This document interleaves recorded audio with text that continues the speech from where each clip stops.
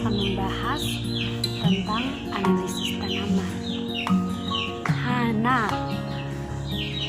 bagaimana kita bisa mengetahui tanaman tersebut mengalami kekurangan unsur hara? Kita bisa melakukannya itu dan mengetahui dengan melakukan analisis jaringan tanaman. Pada prinsipnya bahwa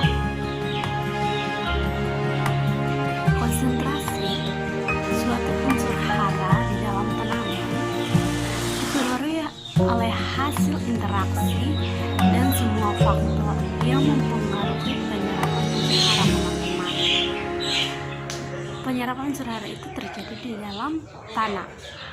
Teman-teman, perlu kita ketahui juga bahwa analisis tanaman dilakukan pada bagian-bagian tertentu saja, tetapi tidak menutup kemungkinan bahwa melakukan analisis tanaman dilakukan pada semua atau seluruh bagian tanaman. Ada tanaman-tanaman tertentu yang kita melakukan analisis jaringan tanaman itu di bagian-bagian tertentunya saja, tetapi ada tanaman yang lain yang bisa kita melakukan kita bisa melakukan analisis tanaman di seluruh bagian. Itu yang perlu kita ingat, teman-teman. Untuk itu kita perlu mengetahui bentuk morfologi tanamannya seperti apa yang dia butuhkan, teman-teman. Dan ada juga yang perlu kita ketahui bahwa kesuburan tanah akan lebih baik apabila kedua analisis jaringan tanaman dan analisis tanah digabungkan menjadi satu, teman-teman. Pertanyaannya, mengapa analisis tanaman dan analisis tanah digabungkan menjadi satu itu baik? Teman-teman, kita mengetahui bahwa tanah dan tanaman itu satu paket. Sehingga teman-teman, kalau kita melakukannya bersama-sama, maka kita bisa mengetahui bahwa tanah ini kekurangan unsur hara apa dan tanaman ini kekurangan unsur hara apa. Itu penting sekali, teman-teman. Jadi digabungkan menjadi satu itu tujuannya seperti itu, teman-teman. Kita juga perlu kita ketahui juga bahwa analisis tanaman itu dilakukan pada tanaman umur panjang dibandingkan dengan tanaman umur pendek, teman-teman. Selanjutnya rekan saya akan menjelaskan lebih jauh. Terima kasih. Baik, saya akan melanjutkan penjelasan tentang analisis tanah yang sudah dijelaskan oleh teman Diana. Seperti halnya dengan uji tanah, maka pada analisis tanah pun pemilihan metode analisisnya itu dilakukan melalui uji-uji korelasi dan kalibrasi.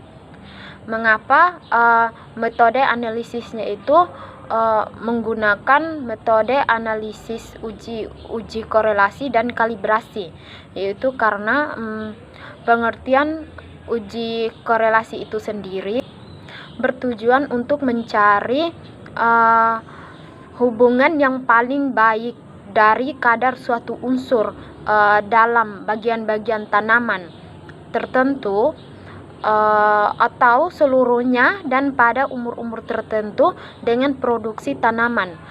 Maksudnya di sini pada uji kalibrasi itu dicari hubungan antara selang atau nilai kritis dari unsur tersebut dalam tanaman dengan produksi tanaman.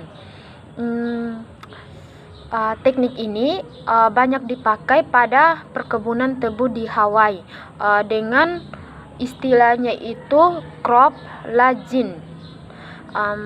Itu menurut Clement 1980. Berikutnya akan dijelaskan oleh teman kelompok saya.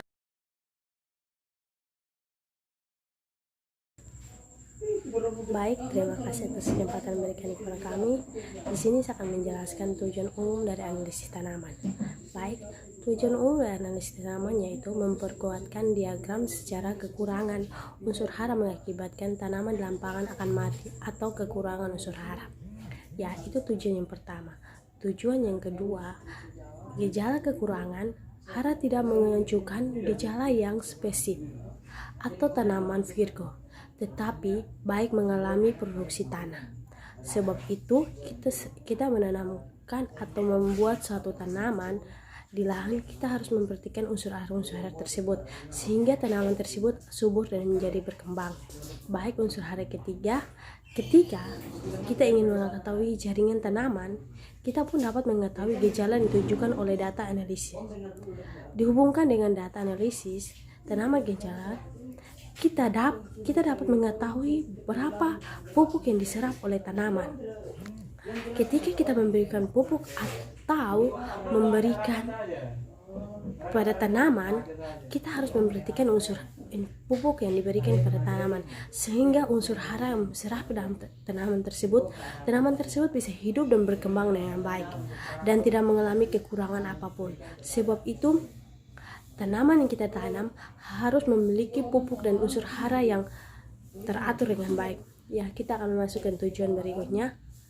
Kadang juga ketika kita menanam, tanah juga diserapkan oleh pupuk, maka tanaman akan menjadi kurang. Diserapkan pupuk, tanaman kurang menyerapkan pupuk, sebab itu tanaman akan mati atau kekurangan.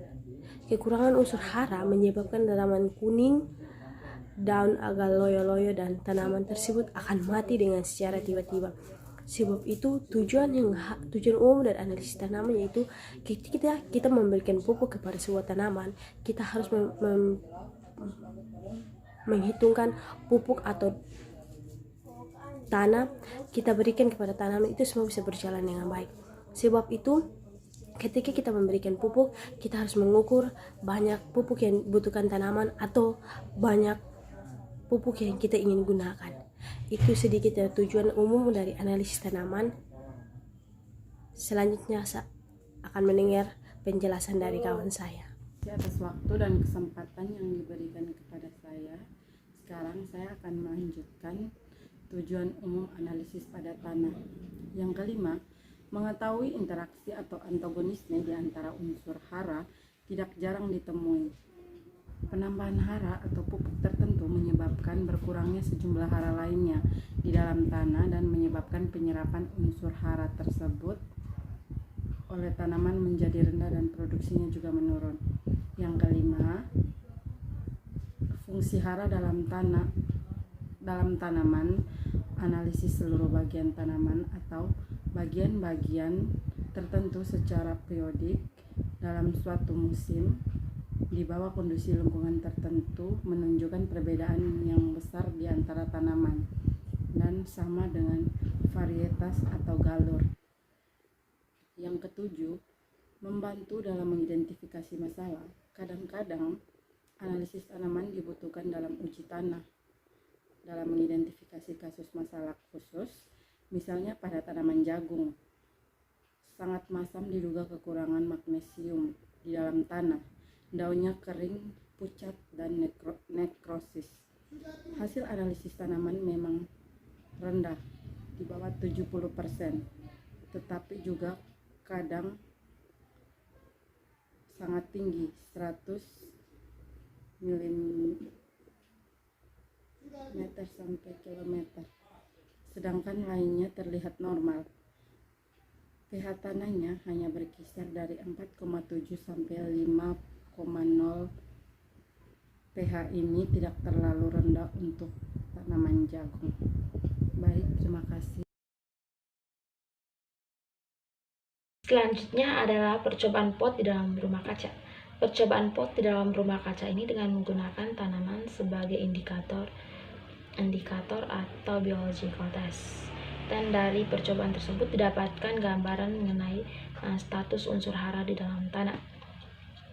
Pendekatan yang dilakukan adalah dengan mengambil contoh atau sampel tanah dari suatu daerah yang akan diteliti dengan berat tertentu, kemudian dimasukkan ke dalam pot dan selanjutnya ditanami dengan tanaman yang telah ditentukan. Selanjutnya setiap pot diberikan perlakuan berupa pupuk menurut jenis dan jumlah unsur hara yang diteliti. Tapi sebagiannya tidak diberikan pupuk. Dan dari pertumbuhan atau produksi tanaman tersebut dapat diketahui atau dapat dideteksi kekurangan dan juga kebutuhan akan unsur hara dari tanaman tersebut.